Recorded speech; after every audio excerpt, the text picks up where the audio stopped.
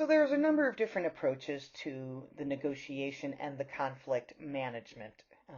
And you've probably learned this in your Management 330 or 331 classes.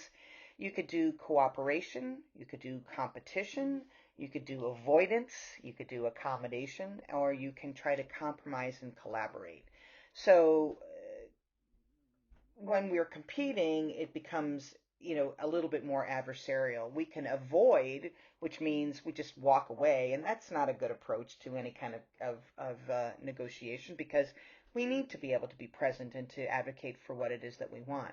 You can accommodate, but that also is about sometimes just rolling over and accepting what somebody gives you when you feel like you have no power. And the goal of the collective bargaining process is to help workers feel empowered. So often they engaged in avoidance and accommodation before unionization because it would be easier to avoid it altogether and just accept their fate and accept what they're making, and accept the conditions without complaining. And the goal is that sometimes we're going to have to compromise and sometimes we're going to have to collaborate. We want a win-win. And so the goal should be, let's collaborate and figure out how we can make sure both parties win.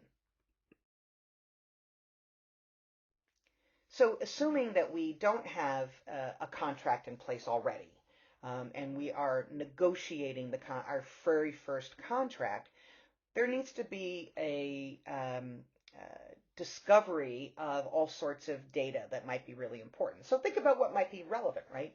I want to know what pay and what the pay rates are for people in different job categories, particularly for those that are in my bargaining unit. We call that those who are members of the union. And so I need to know what people's pay and benefits are, and could it be improved? And so what kind of increases in pay do we want? At the same time, we also need to see the financial statements because no matter what, if there's no money in the pool to pay people, then asking for a raise and trying to negotiate that is kind of useless, right? Because the money is just not there, right? So we do need some investigation. We need to look at all sorts of key issues. We need to look at absenteeism rates and dissatisfaction rates and all sorts of things because these are all tools that we use to help us to better negotiate a good agreement. And so if we are in a company, right, that has a pretty lousy climate, that's pretty adversarial, that there's a lot of angry behaviors, toxic cultures, and if there's been, surveys to that extent to telling you, how engagement is going and how job satisfaction is going, getting access to that information is also really important because people need to know, what kind of power they have on their side to be able to come to the table and negotiate. And the worse the working conditions, the more demanding the union can be for increased wages and rates and working conditions, right? The other thing that we need to navigate is what we call the BATNA, which is the best alternative to a negotiated agreement. And what it basically means is, what's your bottom line? Like, you want to make $25 an hour, and I'm just using this as an illustration. You want to make $25 an hour. That's your ideal. But you'd be willing to settle for 20, right? So you need to know what your bottom line is. And if you don't get that 20 and they want to pay you 15, you know that you can walk away from the table. You can engage in what we will discuss in a few minutes called a strike. And that strike means I'm not going to work because you're not giving me what I believe I am owed. So there's a whole host of reasons why workers might strike. So we won't have to talk about that right now. But your best alternative to your negotiated agreement is like the bottom line. Like, I can wish for the best, and I know that I will be satisfied with that, a certain level, the BATNA, as they said. And once you make that determination, that makes it easier for you to know when you should be sitting at the table, when you should walk away, what kind of demands you can make. And sometimes you're like, well, we really only want 20. We're going to ask for 25. And so if the company wants to get a concession from us, we'll say, well, okay, we'll take a few dollars less over here in order to get this other thing that we want. And in fact, they're completely satisfied getting the $20 an hour, right? So our goal is often to script what we want in a negotiated process. And the better scripted and planned our negotiation is, the easier it is for us to come to better agreements that are going to benefit our workers. You can't go in blind, you can't go in unprepared. You have to have your research done, and you have to be willing to say, this is ideally what I want, and then this is what I would be my minimum, in your own head. And of course, you don't share what that minimum is with the other party. That's your negotiating position. And your opponent, if I can call them that, it sounds more adversarial than I want it to, but those on the other side of the table also have their BATNA, their best alternative to a negotiated agreement. So they have their minimums that they will accept. And so hopefully you'll figure out where the overlap is between your BATNA and their BATNA, and that will give us a range within to which to work and negotiate. So once the company has done their research, they've figured out what their BATNA is, then they present their demands to the other party. So labor will come in and say, these are the things that we want. Management comes in and says, well, these are the things that we want. We'll see how close we are. If we're close, then those are easy items to negotiate. If we're further apart, that is going to be a little bit more challenging to come up with an agreement. But the goal is to keep it open-minded, to be able to kind of go back and forth and figure out, I'll give you this if you'll give us that. I'll take this concession if you'll take this concession, and you work and you haggle back and forth basically.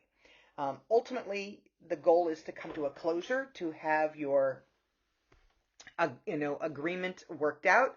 Everybody likes it, both sides agree to it, and then you have now a legally enforceable contract that everybody has to adhere to, and that becomes the mechanism by which we make all sorts of HR decisions. How much we pay people, how do we discipline people, who gets promoted, what is the seniority system, and how do we decide who gets promoted and who does not get promoted. So there's a whole host of those kinds of factors that we need to take into account, and we need to follow the collective bargaining agreement because it outlines all of those details. All those things that we've talked about in the hiring and staffing and recruiting is now prescribed in a very specific way when you have a union involved. Now, even with the best of intentions, we think we have a pretty good idea what we want. We have a really good union involved, et cetera, et cetera. And sometimes you just can't come to an agreement. Sometimes, both parties, one or both parties are intransigent. They're not going to, they're not going to change their mind. They're stubborn. They're like, draw the line in the sand and like, nope, we're not going to do anything more. This is it. This is as far as we'll go. And that creates a failure in the negotiating process. It's called an impasse. And if we have an impasse, then there's a couple of alternatives before we go to strike, right? We want to make sure to use mediation or arbitration. More often than not, mediation is non-binding. It's just a way of getting people to talk to each other in a more in-depth way, trying to resolve the problem that exists. Arbitration can be binding, and that can also be very frustrating for people. So if you can find a way to negotiate and have somebody help you with mediating the agreement, great. If you cannot, if you're at an impasse and neither side is budging, then you can move to a strike. But it's not like people turn to a strike first. A strike usually happens when one or both parties just feels dissatisfied with the process, and it's not going anywhere. And typically it's the workers saying, we're making demands and you're not hearing us. These are the expectations we have. We know you have the money. We know you can do this, but yet you still continue to ignore our needs. So we don't need to be here. We will strike. So you can't do work. You're not going to make money because we are not going to do that work for you. So there's a couple of different alternative dispute resolution tactics that we can use. And then, if those don't work, then we go to the strike. So those alternative dispute resolution tactics can sometimes be voluntary, like mediation. Like we can agree, we can voluntarily agree that we're going to try to meet and figure this all out. Or it could be involuntary, like if we get to an impasse over a certain period of time, we automatically go to arbitration, and that's not voluntary. Everybody has to do it. The goal of ADR, or alternative dispute resolution, is that we don't go to lawsuits and we don't go to strikes. And so we want to do our best to get agreements to come together to the benefit of everybody, and recognize that we want to avoid lawsuits because those are costly for all parties involved. So mediation, fact-finding, arbitration, these are all typically common alternative dispute resolution tactics. Mediation involves just getting a third party involved to talk to everybody involved in the process, in the hopes that this third party, who isn't management or labor, is helping to hear both sides and try to get them to see things differently. So, the union comes in and says X, and the management comes in and says Y. And the third party mediator says, well, I see you guys, you have this position and you have this position, but can we think about a third alternative? Have you thought about doing it this way? Because the way I see it, if you want X and you want Y, or you want A and you want B, we can come up with a solution that's good for all of you, and you haven't considered this yet. And so it's not binding. A mediator is just like, how can I help you guys better speak to each other and better negotiate? So that's the goal. Fact-finding is where a impartial third party listens to the evidence and then makes some recommendations. It's like, well, you said this and they said that, and I think it's really fair. I recommend you do this. Like, this is a good solution. A mediator is actively involved in the discussion, whereas the fact finder is a little bit removed. They listen to both sides and then they make some recommendations. And it's kind of like a mediator, but they're not as engaged in the daily discussion, the daily negotiation. A mediator is involved in the daily communication and the daily negotiation, whereas a fact finder is like, I hear you, I hear you. That's all I hear. And then I make my recommendations based on that. Arbitration is an individual hears the facts, and both parties have to agree to whatever the arbitrator agrees. There are some non-binding arbitration, right? I'm not sure how that differs from mediation, but nonetheless, there are such things as non-binding mediation and non-binding arbitration, which means that we're not held to whatever the arbitrator says, but the arbitrator's decisions can bear some heavy weight. So the goal is to go to the arbitrator, and the arbitrator really passes judgment like a judge, right?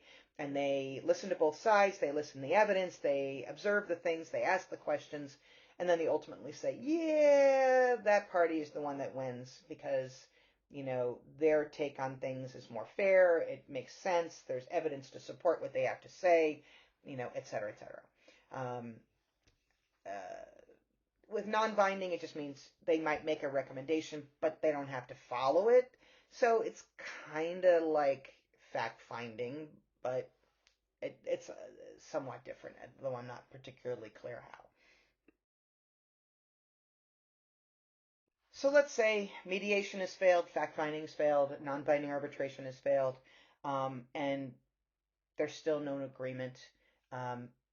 Management can decide to lock people out, which means they're like, yep, we're just going to close the doors, and even if you want to work, you don't get to work because they're mad, and then they replace them. And that's basically what Ronald Reagan did. He locked the air traffic controllers out, he fired them, and he hired replacements. And it was a very dangerous time for a while in air flight in the early 80s, simply because we had inexperienced air traffic controllers guiding airplanes all over the place. And so air traffic had to slow down. And no, it wasn't as heavy at that point in time as it is now.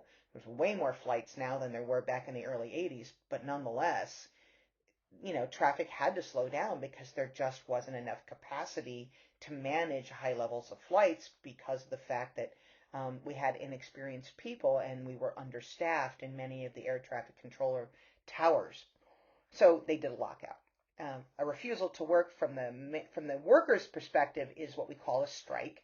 And a strike is a sanctioned work stoppage from the union that says workers will not work, and we will protest um, outside of the organization, and we will make sure that we have signs and communicate to people why we're striking and ask them not to cross the picket line, not to buy from the company, not to work for the company. Um,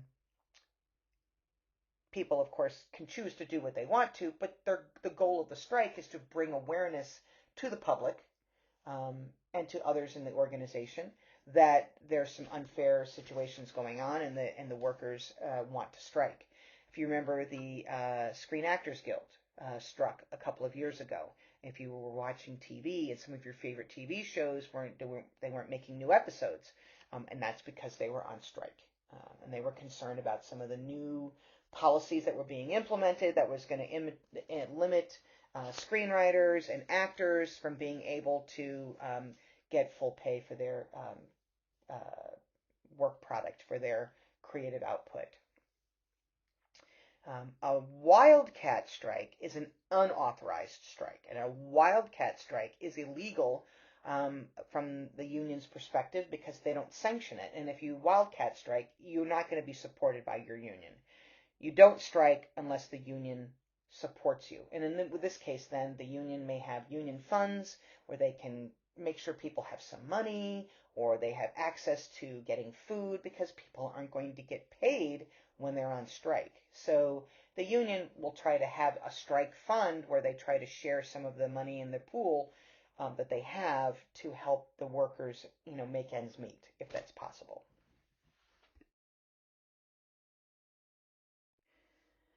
A dispute or a grievance is when we see that there is a violation in our policy. And let's say, we agreed we were going to do this thing to support workers, and we notice the company is not doing that. You agreed in the contract and you're not doing it. You're not following the collective bargaining agreement.